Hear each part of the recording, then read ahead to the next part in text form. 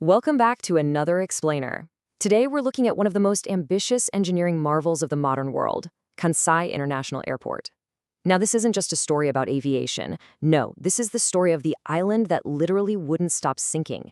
We're going to break down exactly how humanity managed to build a massive international hub completely from scratch right in the middle of the ocean, and why, despite our incredible technological advancements, we're still fighting a daily battle against the forces of nature just to keep it from disappearing beneath the waves.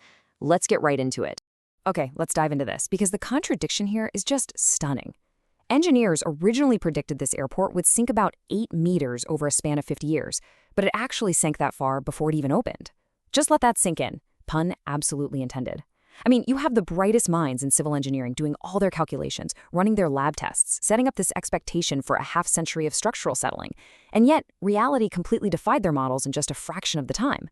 This wasn't some minor miscalculation either. This was an existential threat to the entire project before a single commercial plane even touched the tarmac. And to really grasp the scale of that miscalculation, we've got to look at the financial stakes. $20 billion. That is the staggering cost of this monumental project. We're not just talking about a concrete slab on the water here. It's a colossal $20 billion investment that has been sinking into the ocean for over 3 decades now. But honestly, the most astonishing part of this whole situation, despite this ongoing, highly expensive battle with gravity in the sea, Kansai remains one of Japan's busiest and most vital airports. It handles tens of millions of passengers a year. It's a totally active, thriving hub sitting on top of a very expensive and very unstable foundation. Section 1. Building on the ocean, Osaka's space problem. So, to understand the why behind all this, we need to rewind the clock back to the late 1960s. Osaka was rapidly expanding. It was Japan's second-largest city, an absolute powerhouse of economy and culture. But it had a fatal geographic flaw.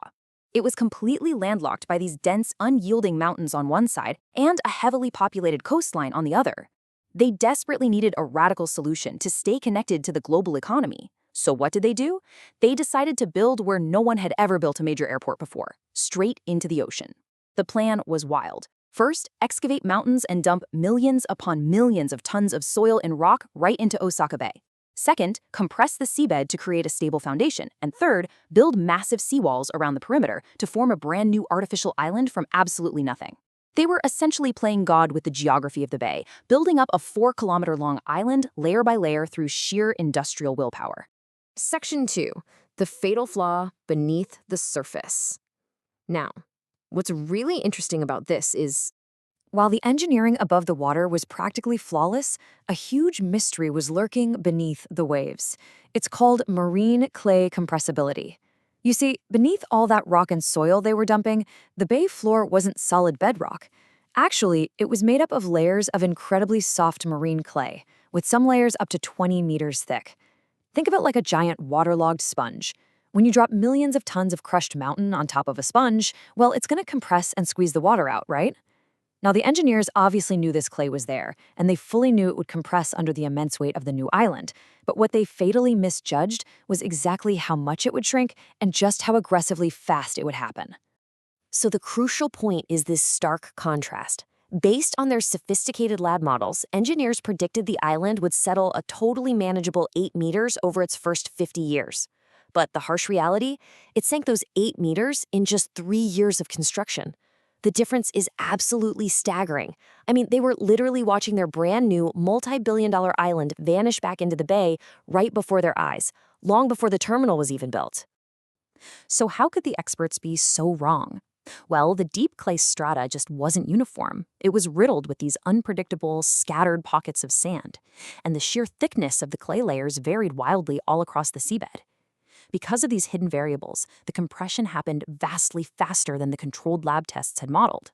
By the time they actually cut the ribbon to open the airport in 1994, the island had already sunk more than 12 meters. Just think about that. They were 12 meters deep in the hole, with decades of settling still left to go. Section 3. Surviving natural disasters, the ultimate tests. While the foundation was sinking way faster than predicted, the physical structure itself was about to face the extreme wrath of nature. And this is where the engineers actually get to show off just how good they really were. The airport finally opens to the public in 1994, and just 4 months later, a massive earthquake strikes the region. But incredibly, the airport survives with only very minor damage. The terminal stood strong, the runways were intact. It was absolute proof that the physical structures themselves were incredibly sound and resilient. But nature wasn't finished with them. Fast forward to 2018, and Kansai faced an entirely different monster, a devastatingly powerful typhoon. The sheer chaos of that 2018 storm, Typhoon Jebi, was unprecedented.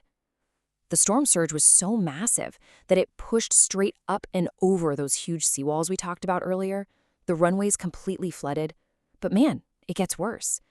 A giant tanker ship actually broke loose in the bay and was pushed violently into the only bridge connecting the artificial island to the Japanese mainland, severing it entirely. Imagine the sheer panic of that. Thousands of passengers and staff were stranded overnight in a dark, flooded terminal in the middle of the ocean with literally no way to get back. It was the ultimate nightmare scenario for an island airport. Section 4, the never-ending fix, a permanent job. And this brilliantly illustrates what they are up against today. Surviving those disasters didn't solve the underlying problem, The island was still slowly sinking, and keeping it operational meant committing to a permanent, ongoing state of engineering warfare against the ocean. Now, there is some good news. While the early sinking rate was a terrifying inch per month, that rate has significantly slowed down to just a few centimeters a year. The compression is finally starting to level off.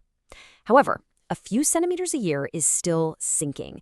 And if you forecast this out, some projections warn that parts of the island could approach sea level in the coming decades. So the threat is moving slower, but it absolutely has not gone away. So what does it actually take to keep this airport afloat? Well, they are constantly pumping in more landfill to build the ground back up. They're continually raising the seawalls higher and higher to defend against future storm surges. Saving Kansai is no longer seen as a project with a finish line. It's treated as a permanent job. Engineers are literally on site every single day making micro adjustments. Right now, they're undergoing a massive $470 million renovation just to upgrade and maintain the facilities. They simply cannot ever stop working on it. Which brings us to the core takeaway from this incredible story. The ground always gets a vote. For all the other coastal cities around the world that are currently eyeing land reclamation and artificial islands to solve their own space problems, Kansai is the ultimate case study. Humans possess the technology and the sheer will to build unbelievable structures almost anywhere on the planet. I mean, we can literally create land where there was only water. But at the end of the day, nature, geology, and the ground beneath our feet will always have the final say. As we wrap up this explainer, I want to leave you with this final lingering thought. We know this sinking has slowed, and we know human engineering is putting up a phenomenal fight. But if the ground always gets a vote, how long until Kansai runs out of time? Will our technology outpace the slowly rising tides and sinking clay, or is this magnificent airport inevitably on borrowed time? Thank you so much for joining me today. Keep asking questions, keep studying the world around you, and I'll catch you in the next explainer.